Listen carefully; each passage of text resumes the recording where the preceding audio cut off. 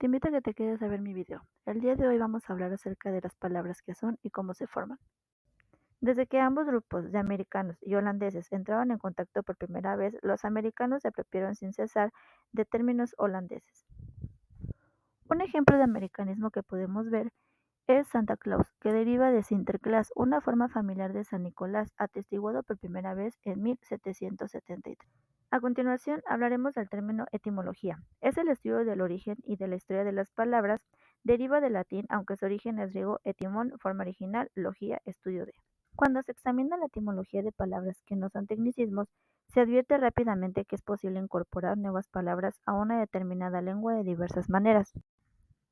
A principios del siglo XIX se considera una innovación de mal gusto con respecto a la lengua inglesa una palabra como handbook, manual, literalmente libro de mano. Todavía hoy, muchos de los términos que se han incorporado recientemente a una lengua cualquiera suelen dar lugar a protestas por parte de mucha gente. Ustedes se han preguntado de dónde provienen los nombres de las marcas más famosas. Uno de los procesos menos frecuentes a la hora de formar nuevas palabras es el de la acuñación, es decir, la invención de términos totalmente nuevos. En general, se suele tratar de nombres de marcas comerciales creados ex profeso para un determinado producto. Con el tiempo terminan convirtiéndose en término de uso general. Algunos ejemplos son aspirina, vaselina o nylon. Otros más recientes son rímel, Kleenex o teflón. Poco después de acuñarse, acabaron siendo palabras de uso cotidiano en la lengua. Una de las formas más comunes de introducir nuevas palabras en una determinada lengua es el proceso llamado préstamo. Consiste en tomar prestadas palabras de otras lenguas. Un tipo especial es el préstamo en traducción o calco, en el que se traduce de forma literal los elementos de una palabra de una determinada lengua a la lengua que la toma prestada. La propia expresión que se utiliza en inglés para referirse a este tipo de palabras, loan words, literalmente palabras préstamo, parece que es un calco del alemán Lehnwort. Hoy en día los hablantes de castellano comen perritos calientes, los de inglés hot dogs. Continuaremos con el término de la composición.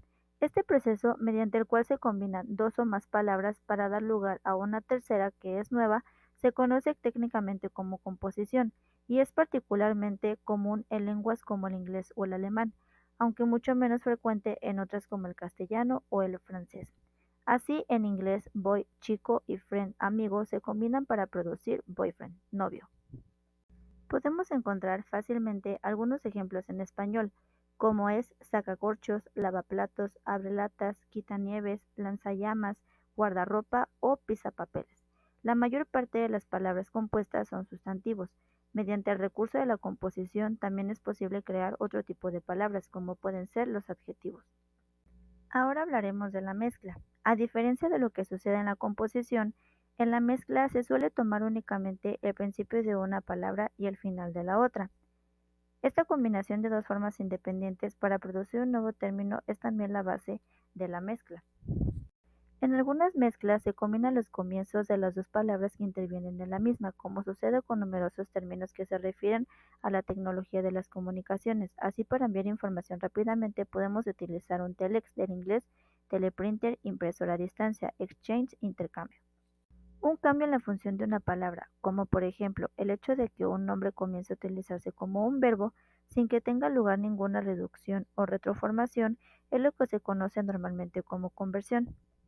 Las conversiones en castellano no son muy frecuentes, aunque existen algunos ejemplos, como puede ser el caso de una expresión como ballpark, estadio de béisbol, y por extensión área o campo muy amplio, que puede funcionar como un adjetivo en una expresión como ballpark figure, cifra aproximada. Es importante tener en cuenta que algunas de estas formas convertidas pueden variar sustancialmente de significado cuando cambian de categoría como consecuencia del proceso de conversión. Así, el verbo to doctor tiene a menudo un sentido negativo, falsificar. ¿Cómo se forman? Se forman a partir de las letras iniciales, siglas de un grupo de palabras. En algunos casos, para pronunciar algunos acrónimos, se suele recurrir a pronunciar cada una de las siglas que los componen. En estos ejemplos se han mantenido las letras mayúsculas, pero otros muchos acrónimos se han transformado en términos habituales que se escriben en minúscula. Algunos acrónimos de nueva creación se vuelven corrientes con tal rapidez que muchos hablantes no tienen presente. De hecho, su naturaleza de acrónimo ni en consecuencia las partes de que están compuestos. Este proceso es el más común de todos en lenguas como el castellano o el inglés. Dicho proceso se denomina derivación y se consigue haciendo uso de un gran número de pequeños trozos de la lengua en cuestión. Los afijos y unos pocos ejemplos particularmente familiares son los elementos anti, des, pre, sion o ero, que aparecen en palabras como antisocial, desagradecido, prejuzgar, luxación o cartero. Algunos afijos han de añadirse al principio de una palabra, es el caso por ejemplo de des. Este tipo de afijos se denominan prefijos. En cambio, otros han de añadirse al final de la palabra en cuestión. Un ejemplo sería sion, y se conocen como sufijos. Todas las palabras formadas mediante el proceso de derivación cuentan con prefijos, con sufijos o con ambos tipos de afijos. Tenemos un tercer tipo de afijos muy común en algunas lenguas llamadas infijos, y que como el propio término sugiere se incorporan dentro de las palabras. En castellano no son particularmente abundantes, aunque pueden citarse algunos ejemplos como ad en panadero o ir en carnicero. Cada uno de los procesos de formación de palabras por separado es que en muchos casos es posible encontrar evidencias de que han actuado dos o más de ellos de forma simultánea en el proceso de creación de una determinada palabra. La analogía según el cual las palabras nuevas tienden a formarse de manera que terminen pareciéndose a otras palabras ya existentes. Un ejemplo es yuppie y hippie. Pasaremos a otro tema igual de interesante. Veremos la morfología. En numerosas lenguas, lo que parecen ser formas únicas a menudo resulta que contienen un gran número de elementos parecidos a las palabras. Para descubrir que las palabras pueden estar formadas por varios elementos, podemos reconocer rápidamente que palabras del castellano como cantas, cantante, cantaba o cantando constan de un elemento cant, constante y otros elementos que van variando, as, ante, aba, ando. Todos estos elementos son morfemas. Los morfemas libres pueden aparecer como palabras independientes como pan. Los morfemas ligados aquellos que no pueden aparecer de forma independiente, sino que han de ir unidos a otros elementos como por ejemplo re, era, ra, ese. Por tanto, todos los afijos del castellano, prefijos, sufijos e infijos, son morfemas ligados. Los morfemas libres pueden considerarse en líneas generales como el conjunto de las diferentes palabras individuales del castellano, como los sustantivos, adjetivos, verbos, etc. básicos. La primera categoría está constituida por el conjunto de nombres, adjetivos y verbos comunes que normalmente consideramos como portadores del contenido. Estos morfemas libres se llaman morfemas léxicos. Algunos ejemplos con este tipo de morfemas pueden proponerse chico, hombre, tigre, triste, largo, amarillo. Los morfemas funcionales o gramaticales, algunos ejemplos de esta clase serían y, pero, cuando, en, cerca, debajo, el, que, la.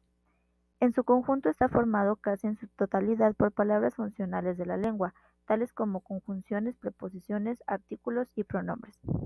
Los morfemas derivativos. Estos morfemas se usan a menudo para formar nuevas palabras o para generar palabras de una categoría gramatical diferente a la de la raíz. Los morfemas flexivos. Este tipo de morfemas no se utiliza para generar nuevas palabras, sino para indicar diversos aspectos de la función gramatical de una determinada palabra. Los morfemas flexivos se utilizan para señalar si una palabra es plural o singular, femenina o masculina. Se alude a un tiempo pasado, presente o futuro. Un morfema flexivo nunca cambia la categoría gramatical de una palabra. Por lo contrario, un morfema derivativo puede cambiar la categoría gramatical de una palabra. Cuando una misma palabra contiene un sufijo derivativo y uno flexivo, siempre aparecen en este orden. Se sabe que la mayoría de las palabras del castellano deben su modelo morfológico al latín y al griego, aunque también existen influencias de otras lenguas. Así, una descripción completa de la morfología de un idioma determinado debería tener en cuenta tanto cuestiones de influencia histórica como el efecto de los elementos tomados en un préstamo.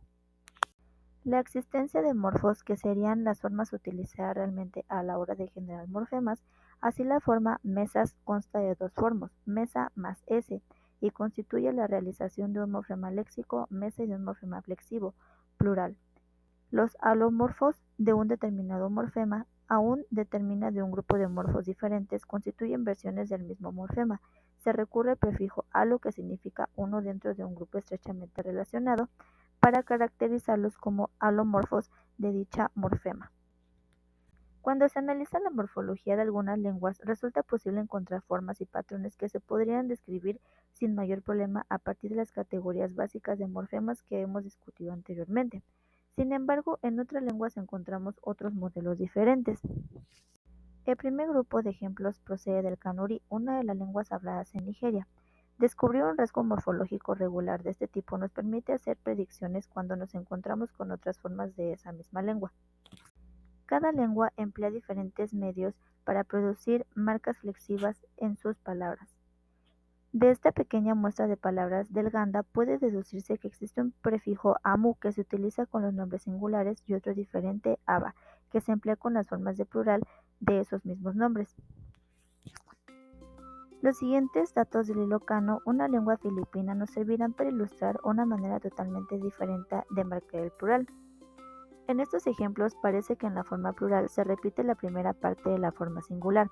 Este proceso se denomina técnicamente reduplicación y hay varias lenguas que emplean este mecanismo de repetición como un medio de marcar la flexión.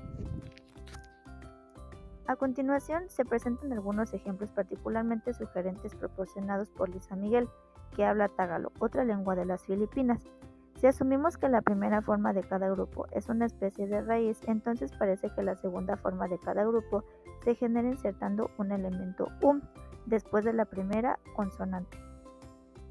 Para ser más precisos, tras el ataque de la sílaba, en los elementos de la tercera fila puede advertirse que el cambio de forma ha supuesto en todos los casos una repetición de la primera sílaba.